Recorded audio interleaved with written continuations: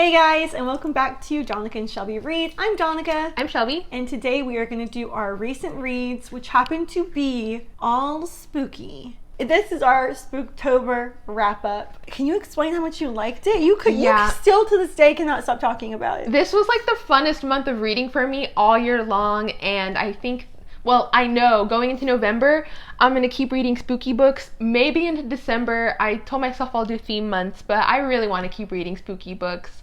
This was the most, I'm serious, this is the most fun I've had all year. Because, awesome. Isn't it, from when I can remember you reading, like in high school, you would really only read contemporary. I've never, ever read scary books ever. I don't think I've ever read, like, The Silent Patient in January was my first thriller. Which you love. I think I've ever read, and I did love it. What did you think of this month?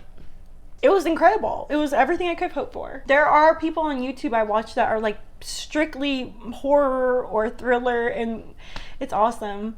But I think between watching movies, scary movies, literally scare, I immersed myself so deep that I was like having nightmares. So I was like, you know what? I think psychologically I'm hurting myself. I need to come back a little bit. But before we jump into what books we read and our thoughts and opinions on that, we did do a book talk this month on the Sundown Motel. So do you want to quickly give them a rundown, and then we'll tell them, just because we have a whole video, so we'll link it down below. But yeah, I'll try to give a little rundown, and then Donica will fill in because I always forget key elements of the story. But wait, a summary of the book or what I thought about it?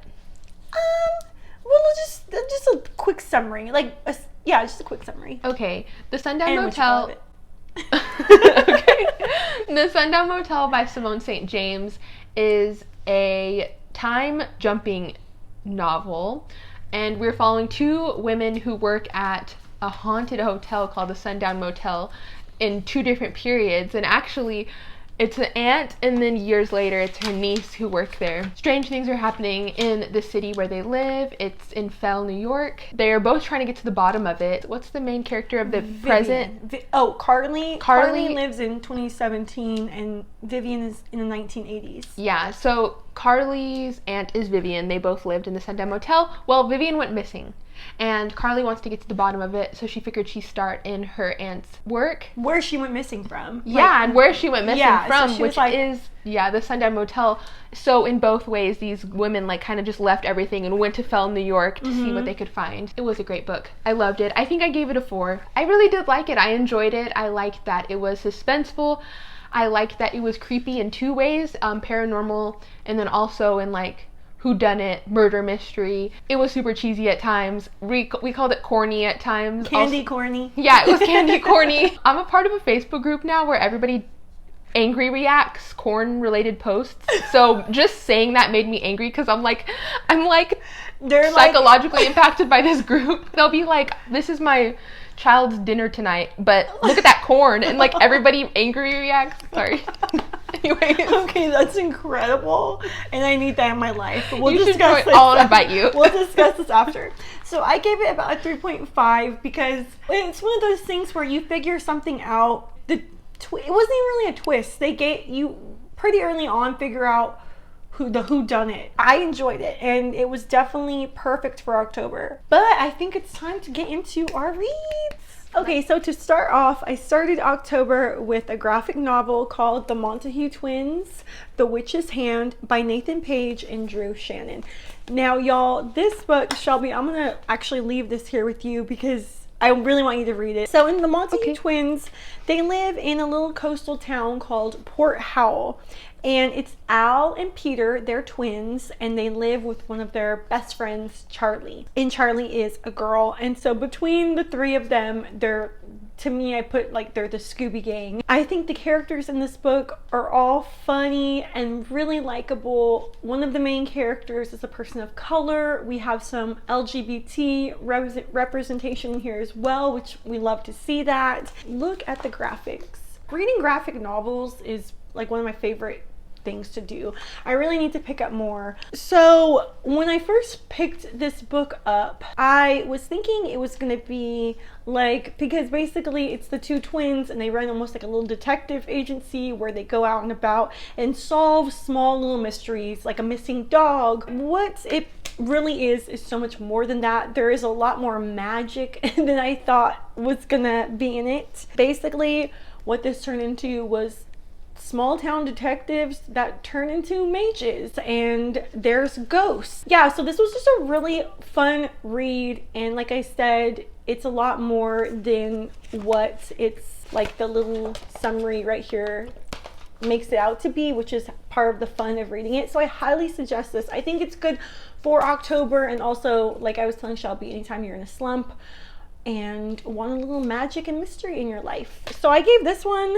5 stars. The next one of these is coming out next fall, so just in time for another spooky October. So the next book I read was called The Ruins by Scott Smith, and I see this book a lot. One of the things I did in October was I went to different Facebook groups and I tried to look at other posts where people are like, what are your must reads in horror, or you know, things like that, and The Ruins came up a lot. So I ended up giving The Ruins 4.5 stars. I really liked it. The premise of it is essentially, and there is a movie that was made of this book, but if you don't want to be too spoiled, I wouldn't look at the trailer. But essentially, we are following 4 Americans who travel to Mexico. They're on vacation, they're drinking all night, sleeping all day, hitting the beach, and just having a great time. So while in Mexico, they do meet a couple of friends, one being Matthias, he's German, and a group of Greek men who have all taken on Mexican names from the area. Matthias is with them and he's hanging out with them for a couple of days, and then he ends up telling them that his brother, who he came with, was supposed to check in and he hasn't. He just left a note saying that he met this woman who is like a archaeologist, and they're looking at these ruins somewhere in the forests of Mexico, and he's worried. He's like, I don't know, I just really want to go check in on him because we're supposed to leave in a couple of days. The whole gang have really grown close to Matthias, and they're just like, all right, we'll come with you. Kind of sounds fun, sounds like an adventure, let's go. What essentially happens is, because the vibe I was kind of getting was, when you think of The Ruins, you think of maybe native Mexicans that used to live there, and there's ruins, maybe they're cursed. So I'm definitely thinking that there's going to be some sort of entity, essentially, or chupacabra, monster that's trying to get them at these ruins. And I think part of the fun of reading this is realizing and learning what is at these ruins. I have made it very well known that I love Naked and Afraid or survival, like reality shows. And when this group of friends get to these ruins, they're essentially stranded. So they have something there that is picking them off one by one. And so while they are facing this horror that you read and learn what it is, and you either hate it or love it, which I loved it. I thought it was very different and unique. They're also just trying to survive because they don't have food, they don't have water. So it's very much a survival story on 2 different fronts. And as I was reading this, I kept thinking how interesting it is to see that horror can be more than what I think it is. Like, I'm coming in here assuming there's like a monster trying to get them, and this is a new type of horror for me. I think like survival horror. One of the reasons I kind of marked it down a star was because it was 500 pages, and there are very few books that I read that are that long where I think, oh, it had to be this long. So I think there was some bits of it that could have been left out, but there were some gruesome scenes in there that I really enjoyed. I don't really read gory books all that much, so this was a nice little taste of that to get me into the October mood or spirit. So the next book I read, I really jumped into from like gory horror to a middle grade book for my mid-month middle grade, and that was Small Spaces by Katherine Arden.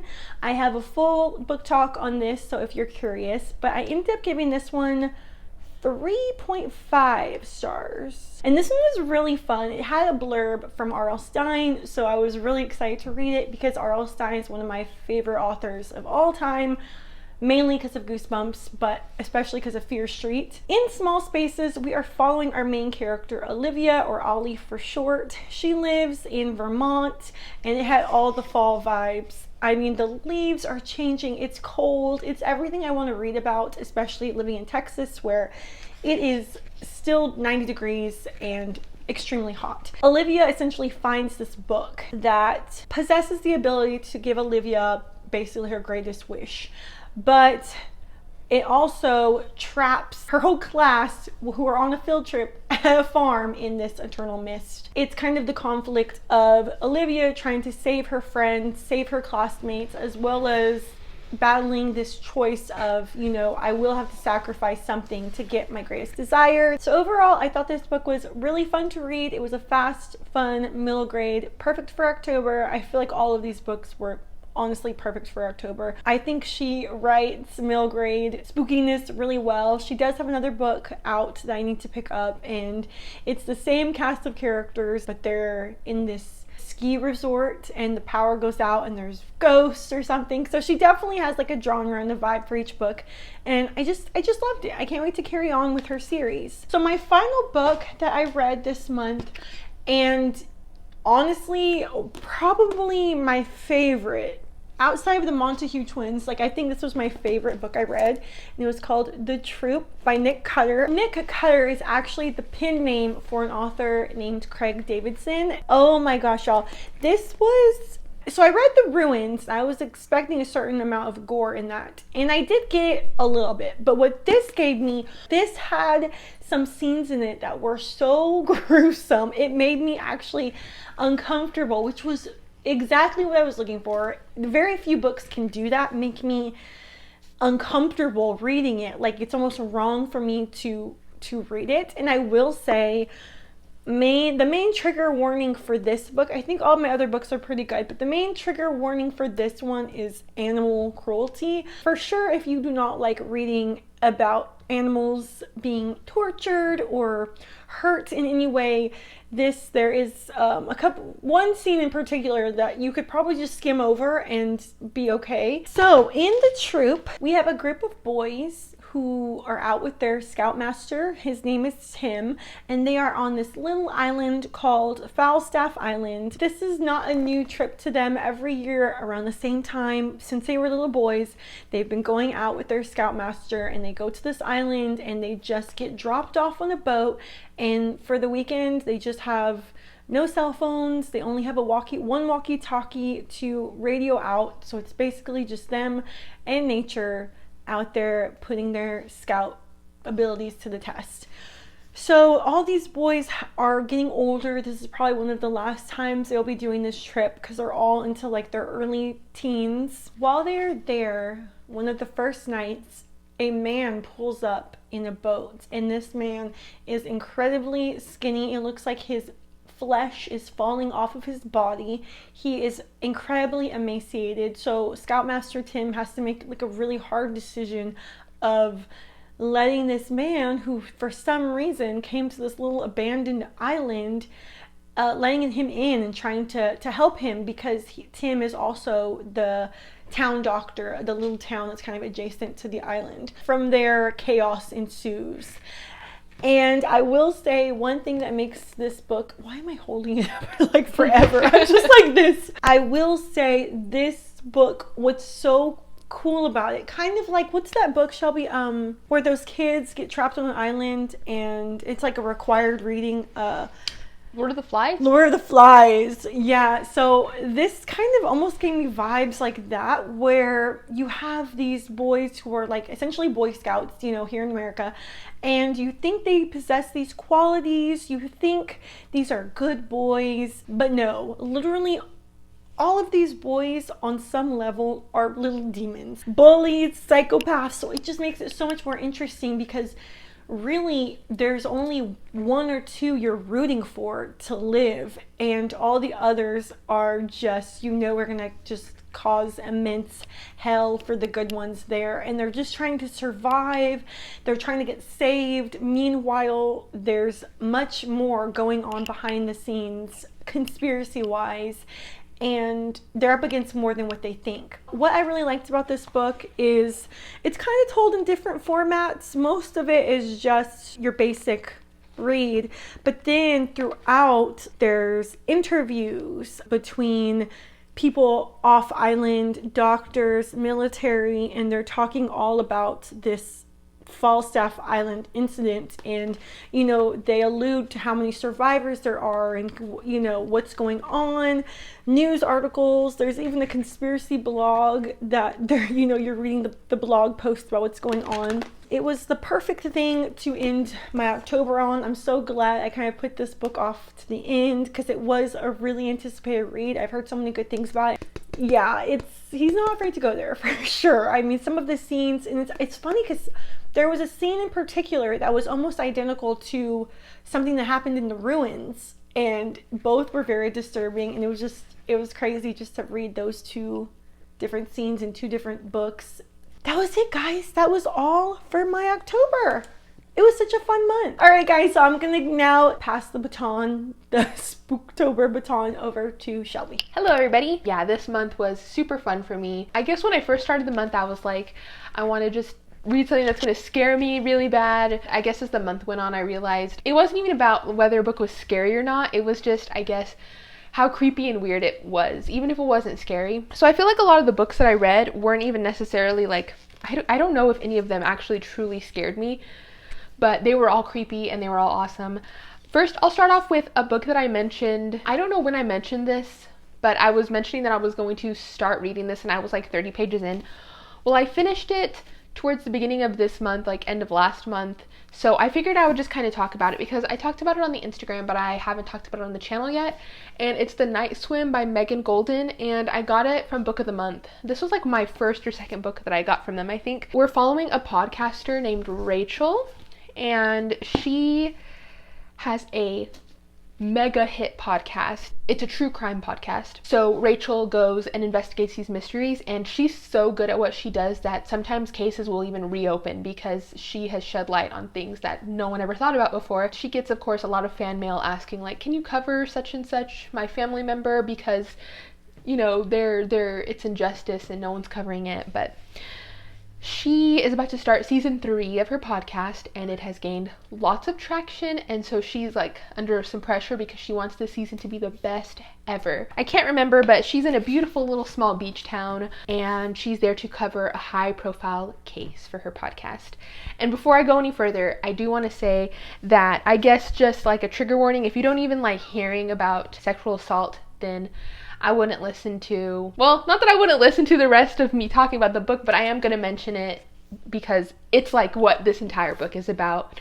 So you can skip ahead if you don't want to hear about the rest of this book. But essentially, we're following the main case that Rachel is even there to cover is a super high profile rape case. And this small town is torn. Half of them are for like the victim, and they're like, she needs justice. And the victim is like the police chief's granddaughter, and then the accused is this superstar, like Olympian level athlete. His world got rocked by this allegation. He's probably not even going to be able to swim ever again. I think he's a swimmer. His life is completely ruined by it, and of course the victim's life is completely ruined. So the town is like, who's right and who's wrong? Is she making this up for, I can't remember what sort of reason they gave. So the town is just torn. So Rachel is there to cover this case, and it's really eating her up because she has a lot of pressure to make the podcast go well. But while she's there, she's getting strange letters from someone. She doesn't know who it is, but they're like following her around the town. And instead of being creeped out, she kind of starts following the breadcrumbs, and the letter is talking about like, hey, you don't know me, but I know you, and I listened to your case, and you're my only hope because my sister Jenny died like years ago. No one cared because she was like, she had this terrible reputation for being promiscuous or whatever, but she's like, my sister wasn't like that, and no one's listening to me. Essentially, we're now following this present day rape case, but then also we get to hear through these letters. One of the most difficult things I probably had to read all year is like accounts of what Jenny was going through at the time, consistently being harassed by boys and not wanting any part of it, but she couldn't speak up for herself. I went into this book really thinking it was going to be about a podcaster, and it straight up was like 90% just really two sad stories about two victims of sexual assault and the ways that it ruined their lives. I think I gave it 4 stars because it was good and it was interesting, but it was really hard to read. I don't know, I didn't look into this enough, but there's that one. I can't remember what I chronologically read next, but I'll go into The Companion by Katie Alender. I believe that I gave this book, I think I gave it 3.5. And if I didn't give it 3.5, I give it 3.5 now. Not because it wasn't good, it was just, actually the writing was really good. And I always laugh when I say that because I don't know how to word it. I enjoyed the way the author worded things. I feel like she was descriptive when she needed to be. I enjoyed her writing style, I guess. And the way that the teenagers talked in this book was awesome. I don't think this was ever corny. I feel like this was very authentic to how teenagers talk. And I think this is a YA book, which I didn't even realize until I was reading a blurb about it. And they were like, this is a great YA book. I'm like, yeah, it was a great YA book. So Margot is the main character in this book, and we're following her, and her life story is that her and her parents were in a terrible accident. She was the only person who survived the accident, so she went to live in like a group home. Everybody in that group home, it's an orphanage. They've all had really terrible things happen to them as well, and a lot of them are telling Margot like she's so lucky because she survived. She's also lucky because that particular group home, I think, is really difficult to get into. And then out of all of them who've been waiting their whole lives to get adopted, Margot gets chosen to get adopted not too long after checking into the home by like a family friend who knew Margot's dad. So everybody's like, you're so lucky.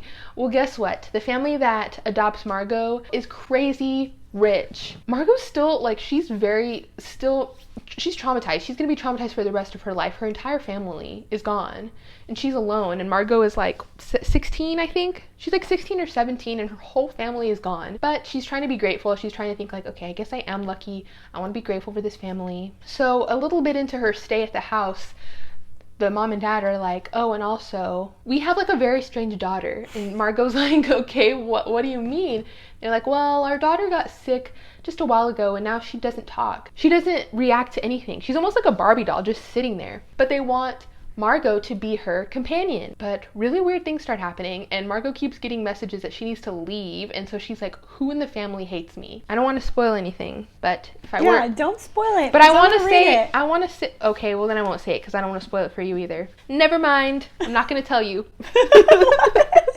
It's a girl going to a big house, a big creepy house, and I'll just leave it at that. Ooh, speaking of big creepy houses, what a great segue to one of my favorite books of the year. I read two of my top books of the year this month, and one of them is The Haunting of Hill House by Shirley Jackson. Wowie. Guys, this was fun. Okay, one of the reasons I loved Eleanor Oliphant is Completely Fine, which y'all know that's like my top book ever, is because I loved Eleanor. Eleanor from that book, she's like very socially awkward. She does not understand social cues. She went through a lot of trauma in her life that just changed her. Well, wouldn't you know it, the main character in this book is also named Eleanor, and she's also very peculiar, like in the same ways that Eleanor Oliphant was. And I'm like, I wonder if that was like a shout out to this book, but Eleanor Oliphant wasn't scary at all. But The Haunting of Hill House, we're following Eleanor, but it's essentially the story of this big creepy house where really weird things happened in. And Dr. Montague is like the main force of why 4 people are going into this house. First of all, this is a 5-star. Just thought I'd throw that in. I don't think I said it. So there's 4 people going into this house, Hill House. Dr. Montague is kind of the coordinator. He's like a paranormal investigator, and he carefully curates 3 people to come with him. The first is Theodora. I can't remember why she's there, but everybody has a purpose. Like, I think Theodora and Eleanor both had paranormal experiences. Like, I think Theodora might be like a mystic in some ways or something. And then Eleanor had a really weird paranormal experience when she was little. Like, a bunch of rocks just fell from the sky onto her house and no one talked about it. And then the third is a guy named Luke, and he's the next heir. Like, he's the guy who's getting the house next. So this cast of characters goes into the house, and they're going to stay the night there and just kind of see what happens. Dr. Montague chose people who were like paranormal in nature because if anything, he kind of wanted to provoke the house. Like, look, this girl had rocks fall in her house. This girl might be a mystic. And Luke has like a connection to the house because he's going to get it. If you like creepy house stories, you will love Hill House. I think this book could also be interpreted many, many ways. I could probably read this every October, which I may or may not, and always get something different out of it. Shirley Jackson leaves so much up to interpretation. Half the time you don't know what's going on. So if you hate books where you feel confused and you want a solid answer, you would not like this book, I don't think, because she leaves so much up to interpretation. And to an extent, I don't like books like that either, where I'm like, can you just tell me what's going on? To an extent, we do get to see things. Like, we do kind of get to see specters. We don't get to see them, but we know they're there. It's not like nothing is given to you, but there's a lot that isn't given to you. And another thing is, Eleanor starts getting less reliable as the book goes on because her psychological state just begins deteriorating. Eleanor, just want to rave about her a little bit more. If any of y'all have read this book, I'm very curious about what you think about Eleanor's situation. She's like essentially socially awkward. Her home life is really, really bad. She's so like meek and mousy that she can't stick up to anyone around her. And she's an adult. That's another thing about Eleanor Oliphant, is that she was like an adult. But she's at this age where people are like having connections or finally meeting a husband, or like their life is starting to really solidify. And in Eleanor Oliphant, Eleanor's has not. And in this book, this Eleanor, her life has not solidified as well. And she feels super disconnected. And so the opportunity to go to this haunted house, she's like, you know what? I'm gonna go for it. And like the entire beginning of the book is just Eleanor's drive to the house, and she's like, I'm really doing it. I'm really doing it. I literally cried at some parts in the beginning because she's so excited. Does anyone know why the people start like low-key being mean to her? Theodora, the girl who's there, is like beautiful and like super just out there, and her and Eleanor really hit it off. But then they both get extremely jealous of each other for no reason. And that's not, I wouldn't consider that a spoiler because it happens from the beginning, but like they get super jealous of each other, and like they start low-key hating each other, but also still loving each other. And people are, I like read reviews and people are like, oh, that shows how sisterhood is. Okay, I can see that, but at the same time, they only knew each other for like 2 days. So I didn't get that, but I know that's up to interpretation too. This book was awesome. If any of y'all have read it, I'll give you my email so we can discuss it because it's so good. Okay, next book. Dominica's taking a nap down there. No, I'm just kidding. Okay, Salem's Lot. Man, it fought its way up to the top of my book list. Man, that book was really good, guys. If y'all have been following me for a while, it all started with Diary by Chuck Palahniuk. I read it because I wanted something grisly, weird, and creepy, and it didn't give it to me. And then I have been talking about that all year, about how I've been searching for that, and some books I'm like, yeah, that was pretty good. I think Stephen King is the one I've been looking for. I truly think it's him because Salem's Lot was so good, and there were some parts that were so disturbing, and I was like, oh, he really went there. Salem's Lot was a 5-star for me. Stephen King is very good at making really despicable humans that you're like, why? Like, that's such a disgusting person. And then it makes me think, like, should I like this book? Oh my goodness, it was so good, guys. It was filled with amazing characters. The characters came to life. Every single character was, like, real to me. Man, Salem's Lot had a lot of characters. There were lots to keep up with. I was constantly flipping back and forth between pages. Like 200 pages into the book, they'd be like, and that was Bob. And I'd have to go like 200 pages back to the first time Stephen King even mentioned him. And it's like the only thing Stephen King said about him, it was like Bob was a farmer. And so you have to really learn the characters, but that was so essential to this book because I'll tell you why. Okay, so in Salem's Lot, we are following this writer named Ben Mears. Ben Mears goes back to Salem's Lot. He's going back because he lived there when he was a kid, but then there was a gigantic fire, so everybody had to leave. But when he lived in Salem's Lot, there was this really haunted, creepy, well, maybe haunted, the kids thought it was haunted, a really big, creepy house called the Marston House, and all the kids were scared of it because a man, I believe he killed his wife and then killed himself in the house. Ben Mears like went into the house one day and saw like the specter of the man, and it like really, really traumatized him, and he still to that day like got nightmares as an adult. But he wants to go back to the town because he wants to write a book about that house. Well, right at the same time he gets to the town, 2 shady men also go to the town, and they're like setting up an antique store. That's kind of on the back burner. They're like, the book's like, all you need to know is that they're here with their antique store, and let's just leave it at that for now. Okay, so as soon as Ben gets to this town, like really weird things start happening. First, a little boy disappears. Then his brother passes away a little bit later. Then more people start disappearing, and then more people start passing away. But then their bodies are starting to go missing. There's no explanation for it. And also, when these people are passing away, they're like looking like they didn't even die. So everybody's freaking out and they don't know what's going on. Well, anyways, that's the whole reason Ben Mears is here, because he knows there's something weird about this town. He wants to write a book about it. Well, Ben meets a girl. I can't remember her name, but they were like the best love story ever. Maybe not the best, but he meets a girl and she's actually a fan of his books. I don't know how into detail I can go. I mean, this is a really old book. I'm sure that y'all know what Salem's Lot is about. Should I just go for it? Go for it. Salem's Lot is about vampires, okay?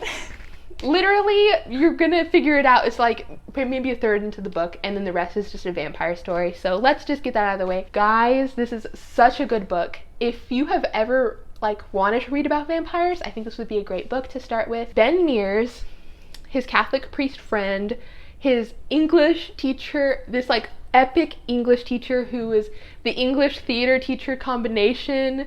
He's just super smart. He's super knowledgeable, and he's so knowledgeable in like vampires and stuff that he becomes like one of the experts of the book that everybody's leaning on. The book deals a lot with good and evil, and I think that is super cool. And it says a lot of interesting things and asks a lot of interesting questions about good and evil. It brings up big E evil, like just evil, and then little e evil, just like little evils of the day, like, oh man, that's kind of evil. I read like a study, I don't know if it was like extra questions the book asked or if I like looked them up, but it was like, who do you think was the evil group and who was the good group? Was there anybody good in the book? Because a lot of people in the book are so terrible. The book makes a case of like in a small town, everybody's just like marinating, and like there's nothing coming in from outside and there's nothing getting out. So this small town is just marinating in its own evilness, and people get away with more because they all know each other. And it's like, there's like this kind of case for like in small towns, there's like a lot of marination room for just really bad things like cheating, lying, stealing, gambling, just terrible things can happen in a small town is one of the things I think this book is saying. Well, it can happen anywhere, but small towns, it's personal. And the last thing I want to end on is that in this book, you can see like Stephen King's soft spot for kids. They are the good in the world. There's like this one scene in the book where he's talking about how kids, when they're scared, can kind of get over it and just like fall asleep, but like a man would like think about it. And he's just saying like that's the difference between a man and a kid. And I think that that's something that's cool about the book, is it's not just a vampire story, like it's also talking about good and evil. That was a 5-star book. I hope any of that made sense. It was just such a great book. Well, thank you so much for sticking around. I will link all of the books we talked about down below, as well as our October book talk and my mid-month mail grade. Don't forget to like, comment, and subscribe, and we will see you in our next video. Bye!